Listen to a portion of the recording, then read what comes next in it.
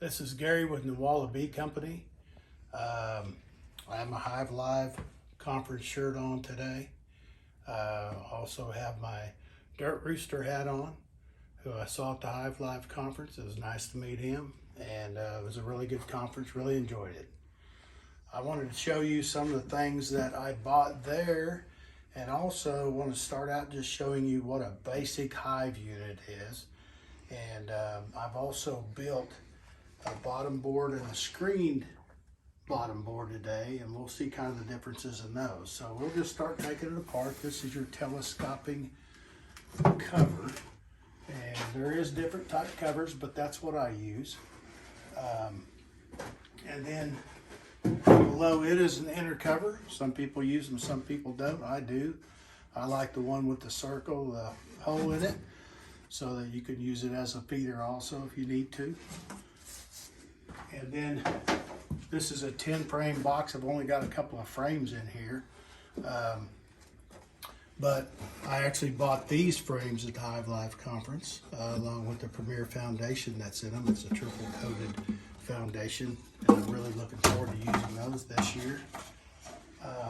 Then I actually bought these from Dogwood Ridge Bee Company, because by the time you buy your one by wide enough, you can get them pre-machined with the nails and all as cheap as what you can build them for, and they already have the handles in them.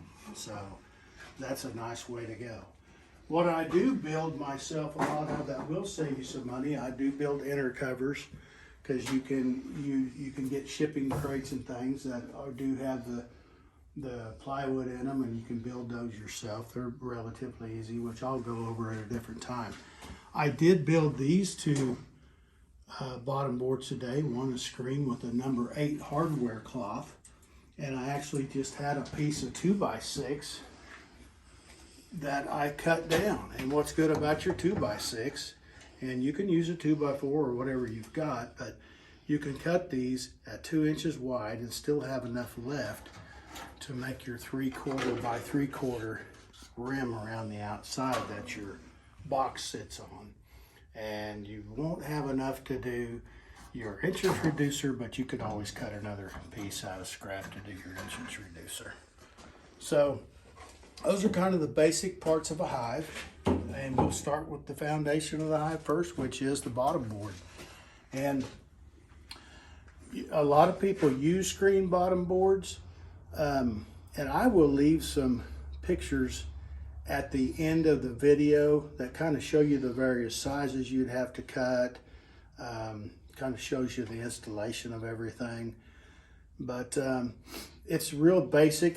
You could use a lot of scrap lumber. This was all scrap lumber that I used, and so it would really save you a lot of money. And I use the screen bottom board some. A lot of people like them because they give really good ventilation, and you also, they help the trash build up, the mites that fall and things like that. And you can put a mite board underneath the screen bottom board to do a mite count. I don't do that a lot, but I do use screen bottom boards. If I have the screen, I'll build them. If I don't have the screen and I have a lot of 1x scrap lumber left, I'll just do the same thing. I'll rip the 2x4, make a 2x2 here, and you can see the edge of the boards, and I just nail those boards down, and whatever, you just use them until you run out. And if you get to the landing here, you can cut it a little smaller, so you could use 1x6, 1x2, whatever you've got to fill this area in, and then use your 3/4 by 3/4 and make your rim on it. And that's really about it. That's how this one's built. And this one's basically the same way, except you're building your 2x2 here, and then across the top I put this one's actually 2 3/4, just a piece that I had. You could use a 2x4 or whatever and put in the front for your landing board, and then just staple down your number 8 hardware cloth, cut it to size, staple it down, which I've done, with staples, and then I came in here with crown staples and put this on. And then I just made this on the saw, just kind of cut it out. You can buy them also pre-made.